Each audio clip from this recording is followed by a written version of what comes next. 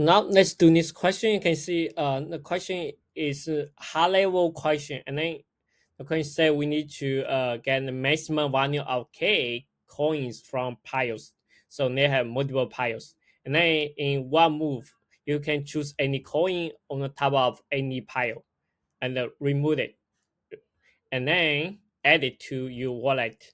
So now we need to return the maximum maximum total value of coin you can have in your wallet if you can choose exactly k point optimally, right? Now here, so you can see in the first example we have two pile and a cat equal to. So now, okay, now I already drawn this figure. So the question is really classic dynamic programming. So actually, each time we have two options. Okay, this one is index 0. This one is second pile, right? So now, so we have two options. The first option is we can pick the current coin, right? Or we can skip. So for example, here we can pick the one. Otherwise, we skip one, go to next pile. So you can understand we had two paths. The first path we pick. If we pin this one, okay, we remove it. So if we pin the coin one, the first coin, which means we need to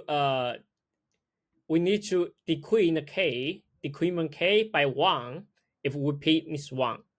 Otherwise, if we skip the coin, go to next piles.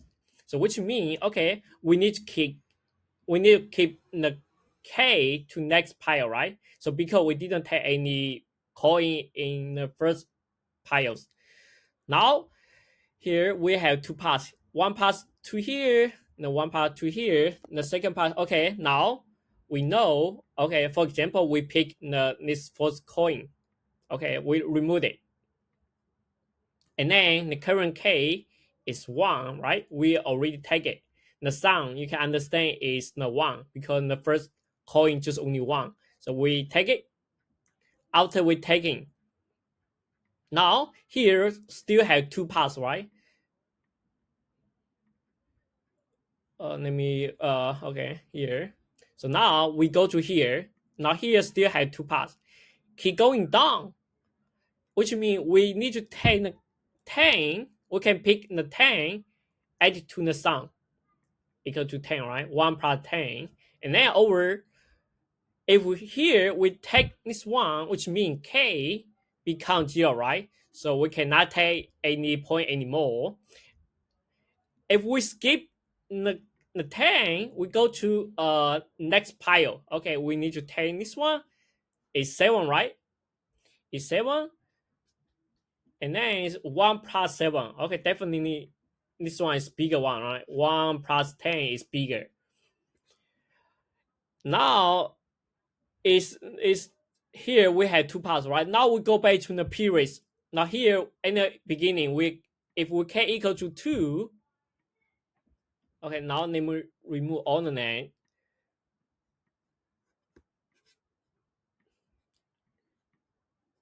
Now just like I mentioned before, right? Here in the beginning, initially we have two parts, right? We pick the 1, or we skip the 1, go to next pile. Okay, we skip 1, we go to here. Okay, we try to take the 7. If we take the 7, which means the sum, we need to add the 7 to the sum, and then k need to be increment by 1, right? So now we can only one chance to take coin. Now because we here only two pile, right? We cannot keep going to next pile. So so we only keep going down to take this one. 7 plus a. Okay, now the current k becomes 0. Now we got the 15, right? Now period maximum is 10. The current sum is 15, right? 15, right? So which one is bigger? Definitely 15 is bigger, right? So we need to return this one because this one is our maximum value. So I just give an example. So actually here is 100. Okay. Oh yeah, here is 100. This why it's not big deal. I just tell you the logic. So we have two paths. Skip it. Skip the current coin, or we take it. Take it or we skip it. So we have two options. So it's really classic dynamic programming question. Now let us start implement this one. So now first we need to get n the length, right? The size. Oh, hold on. Now we need to create a dynamic programming. We need provide the size +1, k +1. Now we need to return. We need to call the function. We need to pass the dp array and the piles and 0, and we also is the index, right? Keep going down. Also, we need to pass the k. Now we need to complete the function and the piles.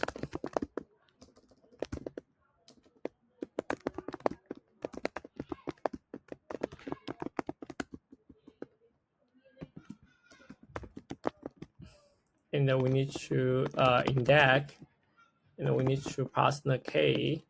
Now we need to check if piles the size equal to k, not k, index over k equal to 0, which means we cannot keep going down. So we need to return a 0.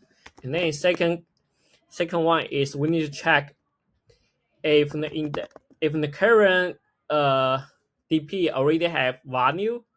So which means it's greater than 0, which means we need to return it. Why here we have this one? Because we need to because we have the repeating process.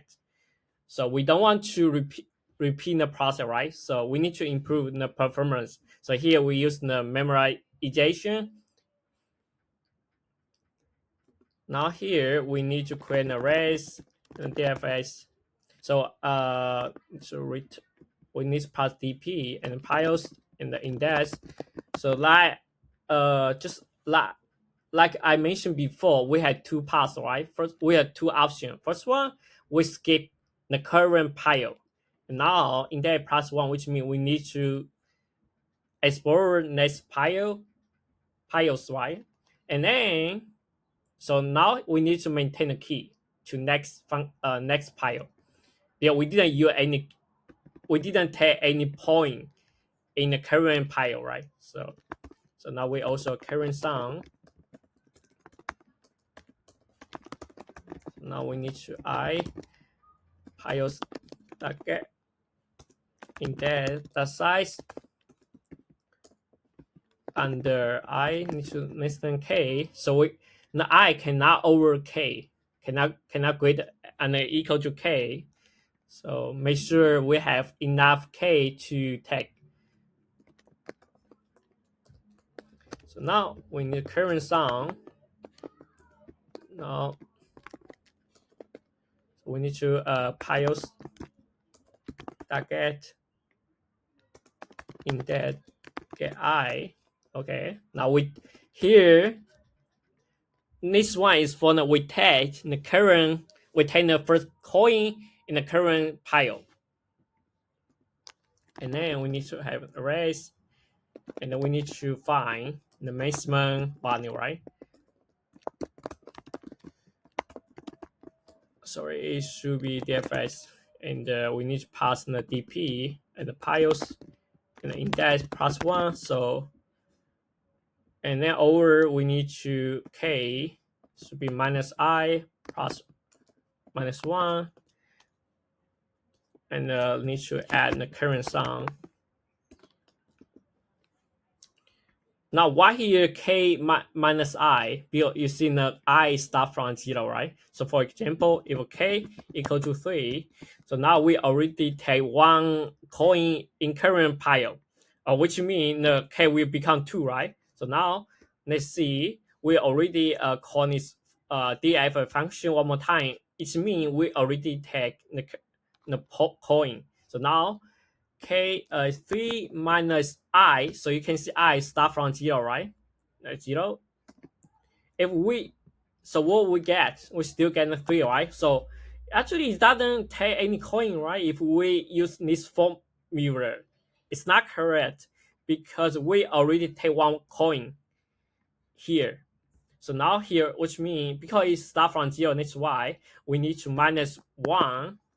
And then if we minus 1, okay, now it makes sense now, right? Now here become a 2. So we just pass the 2 to next function. So that's why here is minus 1. And then we finish it's an index yet. Okay, with the rest, return rest. Now let's run it. So you can see it passed all the test case here. Okay, it's almost 50%, right? But I think it's very efficient way. Now the time complexity, if now you can see we can analyze. So you can see n times to k, right? The time complexity is b of n times to k. N is the how many pi we have, k, so how many coin we need to take. The space complexity is b of n times to k. It's same thing here, right? You can see here. Now, thank you for watching this video.